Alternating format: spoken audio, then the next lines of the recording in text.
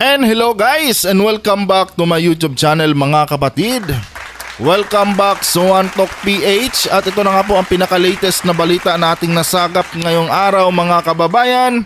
4 na eskwelahan sa Tuguegarao naglabas na ng kanilang pahayag patungkol dito sa nagbabiral na issue ngayon mga kapatid, na di umano'y pagdagsa ng libo-libong mga Chinese students dyan sa bayan ng Cagayan. Kasi nga mga kababayan, kung matatandaan nyo, meron po tayong kinakaharap ngayon na malaking banta mula po sa bansang China dahil dyan sa pinaggagawang pang-aagaw ng bansang China sa ating teritoryo sa may WPS. And yet mga kapatid, habang kinakaharap natin itong banta na galing sa bansang China, patuloy din ang pagdagsa nitong mga Chinese nationals dito sa loob ng ating bakuran. Kaya nakakabahala din talaga yan mga kapatid. At para sa mga hindi nakakaalam, yung Cagayan na yan mga kapatid, sobrang lapit po niyan sa EDCA sites natin. So ang tanong dyan, bakit dyan pa talaga nagdagsaan itong mga Chinese students na ito? And yun na nga mga kababayan, gusto na rin itong imbestigahan ng ating mga mambabatas dahil nakakabahala naman talaga. Ito po ay malaking banta sa ating seguridad, sa ating national security mga kapatid. At yan po ang ating pag-uusapan ngayon mga kababayan. Pero bago ang lahat, huwag kalimutang mag-subscribe at paki-like ang ating video para i-share pa ni YouTube sa iba pang hindi pa nakakapanood. Ito, panoorin muna natin mga kapatid. Jed, ano ang paliwanag nitong mga eskwelahan sa Tuguegarao kaugnay sa issue ng Chinese students? Itinanggi nga ng 4 na paaralan sa Tuguegarao City ang umano'y pagdagsa ng mga Chinese students sa lalawigan. Okay. Sa joint statement nga, sinabi ng mga concerned colleges and university na mayroon lamang 486 na dayuhang estudyante sa St. Paul University Philippines o sa SPUP sa Tuguegarao City. 400 lang daw mga kababayan na taliwas ito doon sa napapabalita, nabubulol ako. Sa napapabalitang 4,000. Di umano kasi yun nga yung pumutok na balita 4,000. Pero kahit ganun pa man mga kapatid, kahit 400 lang yan. Ang tanong, estudyante lang ba yan? Di ba? Wala bang kasamang mga magulang yan? Yan dapat ang tanong, ang nagiging tanong diyan. Baka nga estudyante lang yung sinasabi nyo. Pero mamaya niyan, kasama pala pati nanay at tatay niyan. 'Di ba? And malay natin mga kapatid, front lang 'yan ng bansang China. Yung pala may mas malalim na pakay pa pala yan dito kung bakit diyan talaga sila nagdagsaan sa isang bayan na kung saan sobrang lapit sa ating EDCA sites.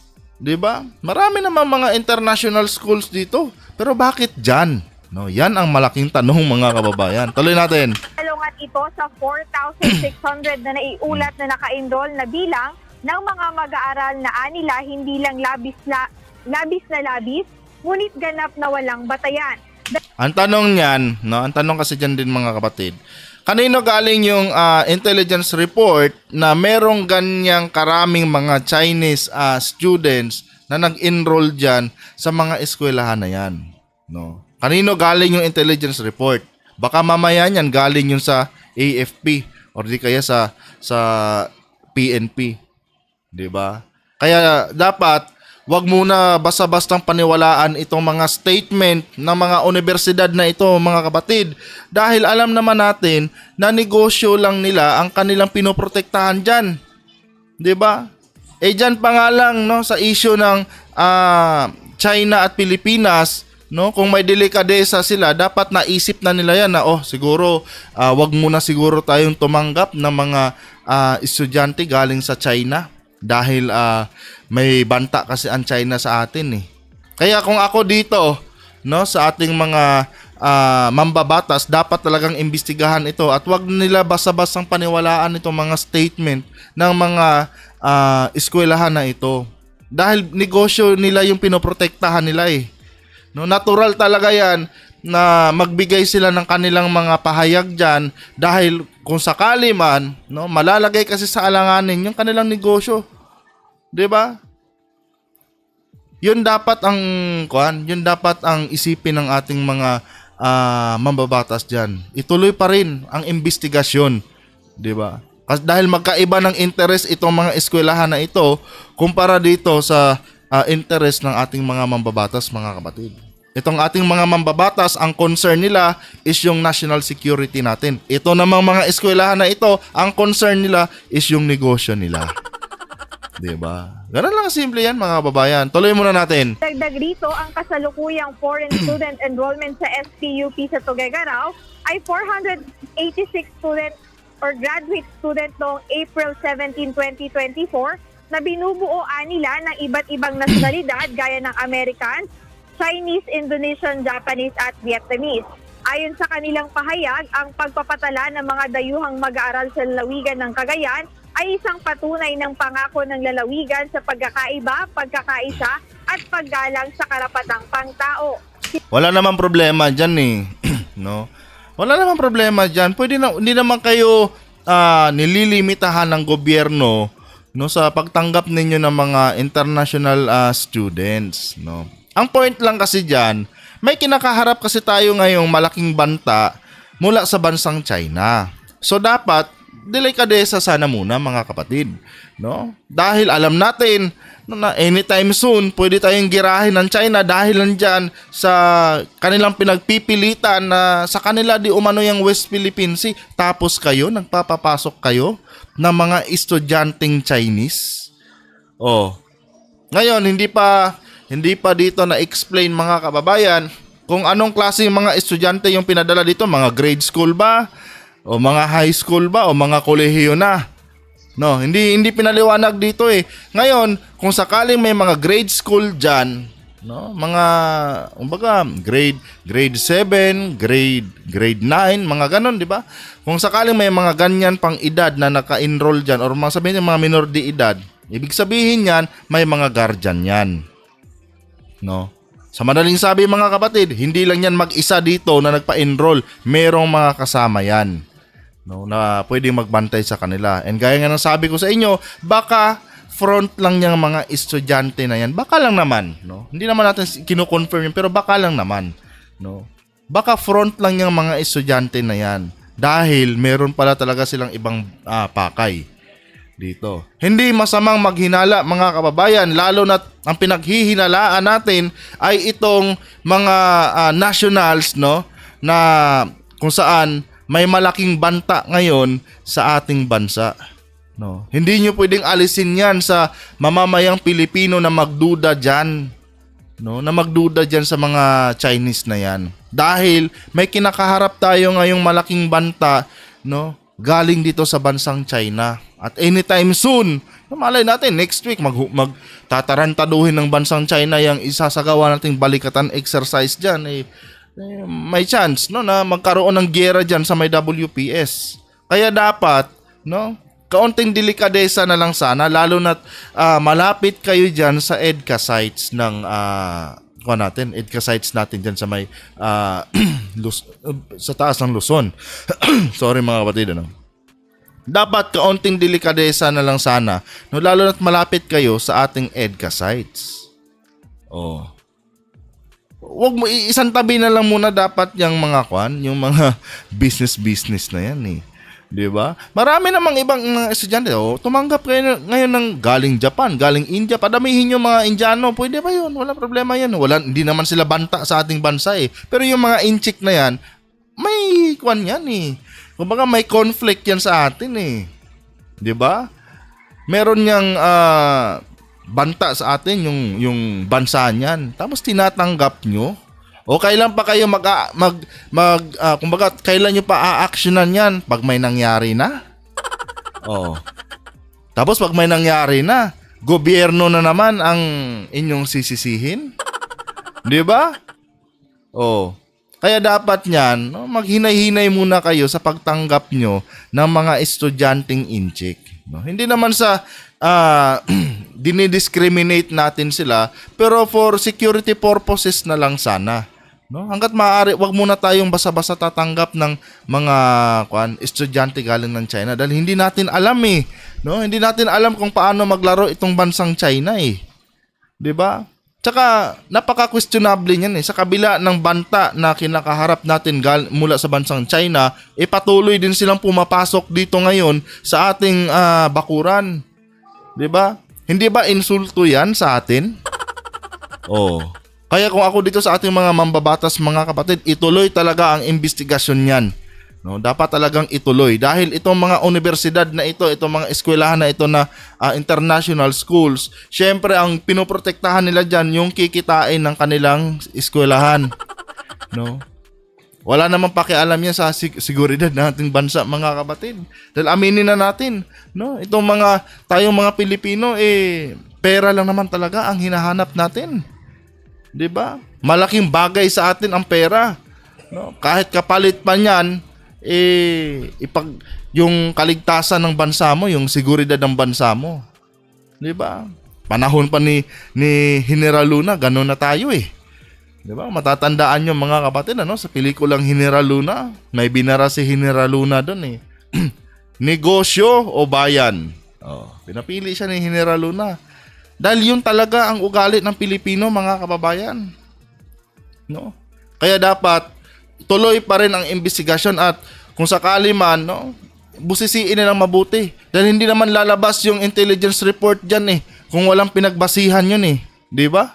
Ganun lang naman kasimple yan May lumutang na intelligence report at nagsasaad ng mga numero ng mga Chinese na nag-enroll dyan dahil may basihan yun.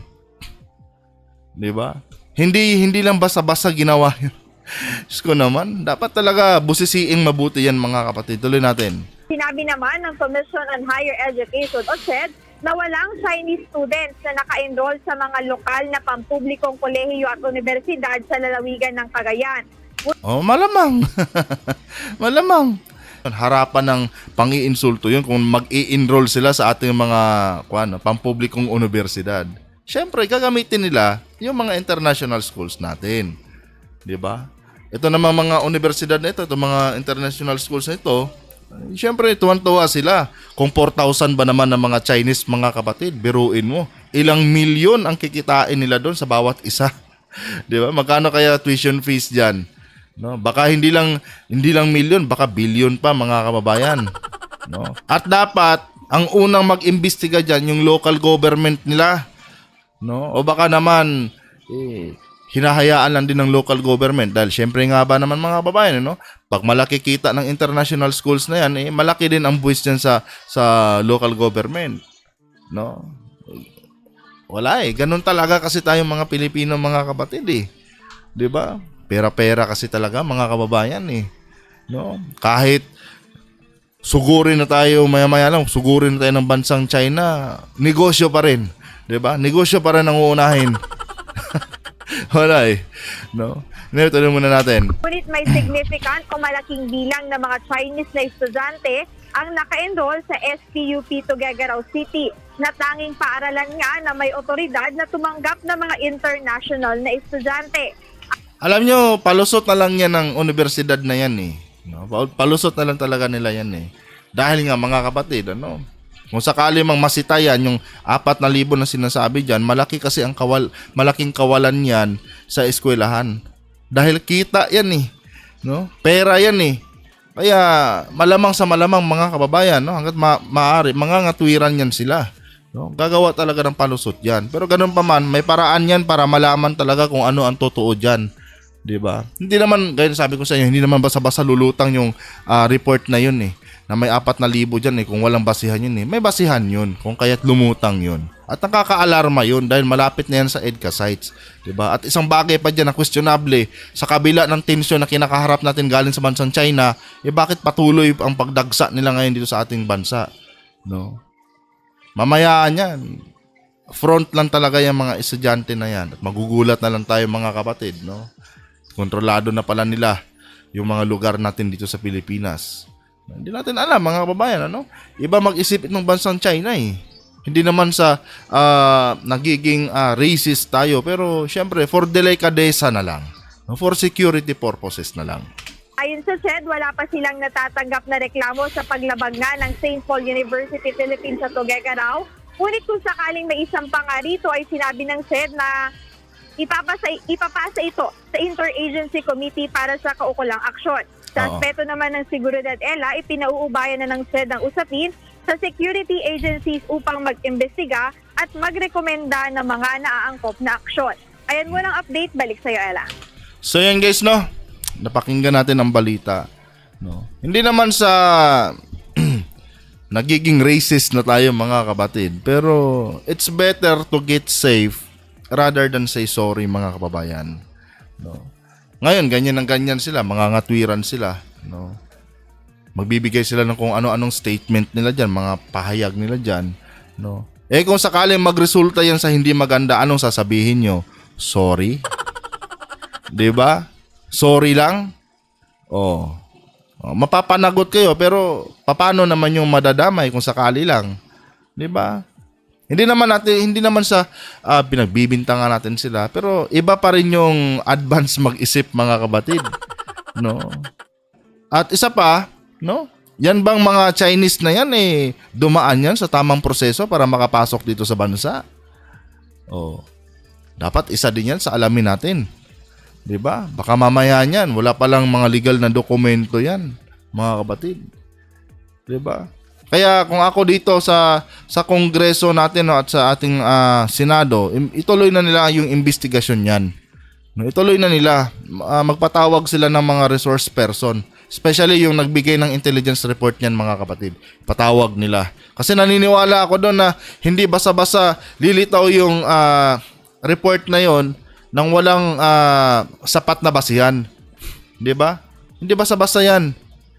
No? At delikado 'yan mga babayan, malapit pa sa ating EDCA sites, no? Baka mabulilyaso pa yung mga plano natin diyan, yung mga pinaggagawa nating mga taktika diyan, mabulilyaso pa dahil lang 'yan. Gaya ng sabi ko, yan ba mga estudyante lang pumasok dito? O wala bang mga kasamang mga magulang 'yan? Baka mamaya kunwari mga magulang, mga guardian Yun pala mga intelligence yung pala galing sa bansang China mga kapatid. 'Di ba?